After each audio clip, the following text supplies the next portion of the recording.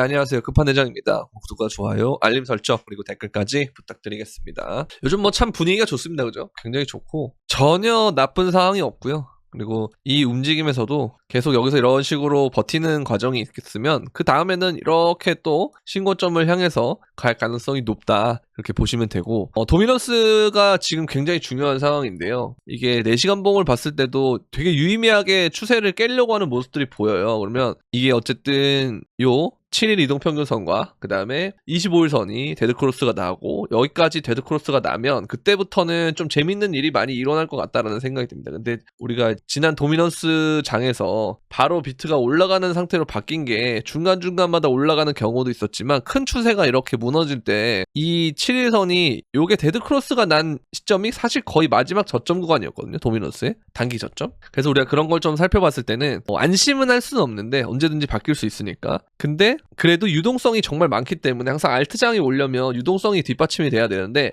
이제 슬슬 사람들이 그걸 인지를 하기 시작했어요. 어느 정도로 인지를 하기 시작해서 이 유동성이 여기로 온다면 비트가 오를 때 알트가 만약에 더 오른다라는 형태로 이렇게 가면, 그러면 도미넌스가 낮아질 확률이 더 높고, 특히 도미넌스에서 가장 중요한 것은 이더가 올라야 되는데 최근 이더의 상승세가 굉장히 나쁘지 않기 때문에 그런 부분들을 봤을 때는 긍정적인 부분이 많은 것 같다라는 생각이 들고, 코인들을 한번 찾아보면은 베라 이런 애들도 슬슬 관심 가질 필요 있어요. 왜냐면 지금 오늘 좀 오르긴 했는데 그동안 너무 많이 떨어졌던 부분이라, 이러한 돌파구가 생기면 보통 눌림목을 기다리는 경우가 있는데 이런 애들은 이렇게 했다가 또 올라가고 그런 경우가 좀 많거든요. 그런 것들 좀 보시면 되고, 그동안 많이 올랐던 애들이 이제는 오늘은 슬슬 좀 재미없는 그런 장을 만들 건데, 그 다음에 어쨌든 이 구간들이 끝나면 결국 다음에 올라갈 때 도미넌스가 올라가느냐 아니면 뭐 떨어지느냐 이런 부분에 따라서 굉장히 중요한 상황이 될 것이고, 여기도 어쨌든 주요 분기점이 될 수 있는데 이 구간을 확실히 깨주면 그때부터는 좀 더 알트장이 가속화될 가능성이 높다, 그렇게 보시면 되고요.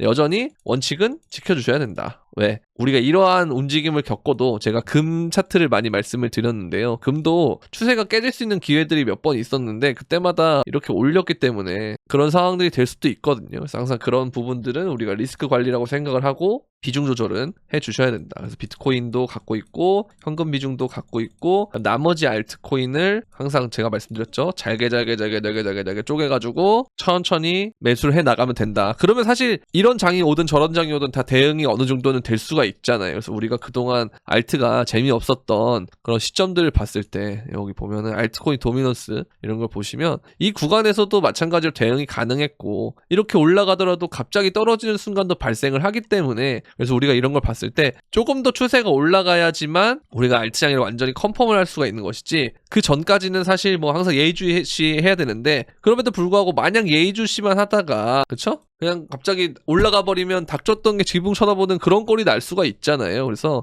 그런 부분들을 방지하기 위해서는 천천히 매수하는 것들 굉장히 좋다, 그렇게 이해를 하시면 되고, 이제 슬슬 M2에 대한 얘기들을 많이 하고 있어요. 그쵸? 글로벌 M2와 비트코인의 동조화가 가속되고 있다. 현재 이 글로벌 유동성 사이클은 2026년 중반 정점을 찍은 뒤 하락 국면으로 전환될 가능성이 높다, 뭐 이러는데, 이거는 일단 좀 지켜봐야 될 것 같기는 한데, 어쨌든 이 코인 사이클이 유동성에서 가장 큰 수혜를 입을 가능성이 굉장히 높습니다. 지금 보면은 돌아가는 상황을 보면은 증시가 물론 반등을 하고 있기는 한데 코인의 상승세가 굉장히 무섭거든요. 얘는 이제 금이랑 약간 뭐라 그럴까요? 이런 느낌이라고 보면 될 것 같아요. 증시, 위험 자산, 여기에 이제 비트코인이 있다고 보시면 돼요. 그래서 지금과 같은 불안정한 상황, 국제정세, 그럼에도 불구하고 유동성은 많은 이런 상태에서 최적의 상품이 될 가능성이 높다는 거. 그래서 이쪽으로 돈이 몰리면 우리는 2017년과 같은 그런 코인만의 사이클로 움직이는 그런 식의 움직임을 좀 기대해 볼 수 있지 않을까라는 생각을 좀 하고 있습니다. 근데 거기 상황에서 또 다른 것은 기관,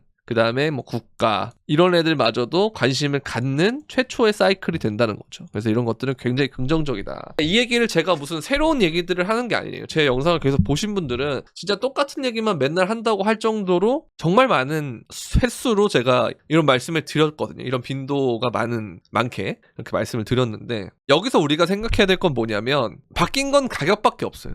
그쵸? 그런데 가격이 안 좋을 때는 이런 얘기를 해도 사실 너무 귀에 딱지가 않도록 들었기 때문에 오히려 더 부정적으로 받아들이게 되는데, 지금과 같은 상황에서는 아, 그럴 수도 있겠구나라는 쪽으로 또 받아들인단 말이에요. 근데 이게 모든 사람들이 이걸 무조건이다라고 인지할 때가 저는 오히려 고점이라고 생각하거든요. 그래서 그런 것들이 우리가 계속 어쨌든 이걸 겪었잖아요. 내가 이 시간을 보내면서 나의 어떤 심리 상태라던가 뭐 장고 변화에 따른 심리 상태라던가 뭐 그런 부분에 대해서 어쨌든 나는 겪었고, 시장을 떠난 사람들은 다시 돌아올 때는 이 과정을 겪지 않은 상태에서 시장을 바라봐야 되기 때문에 나중에 익절하는 그런 과정에서 굉장히 문제가 생깁니다. 그래서 그런 부분들 계속 말씀을 드리니까 항상 이걸 잘 기억하시고 투자를 하시면 좋지 않을까라는 생각이 들고요. 알트코인 시즌 지수도 굉장히 많이 올랐어요. 여기서 많이 올라가고 있고 알트 시즌에 가까워지는 쪽으로 가고 있다라고 보시면 되고, 그 다음에 골드만삭스가 1분기 기준 블랙록 현물 ETF가 보유량을 3,080만 주 14억 달러치를 늘린 것으로 나타났다. 그죠? 그래서 이런 걸 보면 결국 뭐냐면 이걸 나중에 이게 기관, 뭐 개인이 아니고 국가, 그다음에 뭐 세력 이런 애들이, 고래와 같은 그런 애들이 대중들이 들어오는 순간이 올 것이고 이 대중들에게 넘기는 사이클이 있을 거라는 거. 이게 다 넘기면 그때는 정말 큰 폭락이 일어날 수가 있다. 그렇게 되면 그때는 저는 세일러는 위험할 거라고 생각하거든요.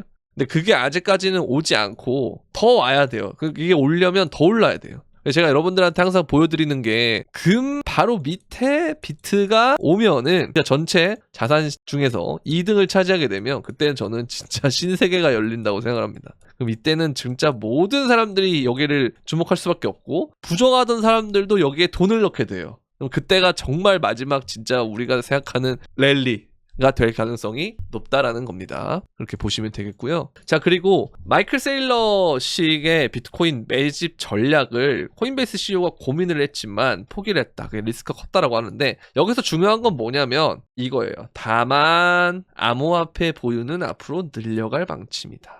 늘려갔다가 가격을 올리면 누군가에게 넘기겠죠? 그게 바로 개인들이 될 가능성이 높다. 근데 아직 개인들이 그래서 많이 오지 않았어요. 그리고 좀 왔다 싶으면 이번에 굉장히 이번 사이클이 힘들었던 게, 아, 정말 지옥이에요. 이거는 정말 무슨 소리냐면 좀만 올랐다 싶으면은 또 길게 빼버리고 또 올랐다 싶으면 또 길게 빼버리고. 그럼 이제 사람들이 어떻게 생각하냐면 이 상황에서 똑같이 좀 올랐다 싶으면 뭐 이렇게 신고점을 뚫더라도 이 과정이 나타날 거야 라고 생각해서 일정 부분 팔잖아요. 갑자기 더 가는 그런 사이클이 만들어질 가능성도 있다 봅니다. 그래서 모든 사람들이 이제 정말 이 부분에 대한 의구심을 거둘 때가, 저는 그때가 하락이 올 때지 않을까라는 생각을 해서 일단 그 전까지는 계속 영상으로 업데이트해 드릴 테니까 여러분들 항상 구독, 좋아요, 알림 설정 필요하겠죠. 이렇게 보시면 되고, 정말 항상 말씀드리지만 유동성은 풍부합니다. 정말 풍부해요. 역대급입니다. 이때가 2022년인데 그때에 비하면 돈이 너무 많아요 지금.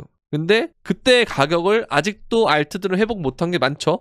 그리고 전체 시총을 봐도 요때잖아요. 그때보다 유의미하게 막 엄청 높지도 않아요. 그쵸? 이게 전체 시총인데, 근데 비트코인은 10만 달러니까 신고점이 거의 다 왔잖아요. 그 무슨 말이냐? 알트가 엄청나게 저평가라는 건 맞다는 거예요. 그죠? 이거 보면은 이때에 비교해서 너무 낮아요. 그죠? 그래서 그런 걸 좀 보시면 좋지 않을까라는 생각이 들어서 내 알트는 언제 오르지? 라고 하는 순간들이 엊그제 같았는데, 요즘 알트 오르는 거 보면 여러분들 머릿속에서 당연히 그 희망회로가 돌아갈 거라고 저는 충분히 생각을 합니다.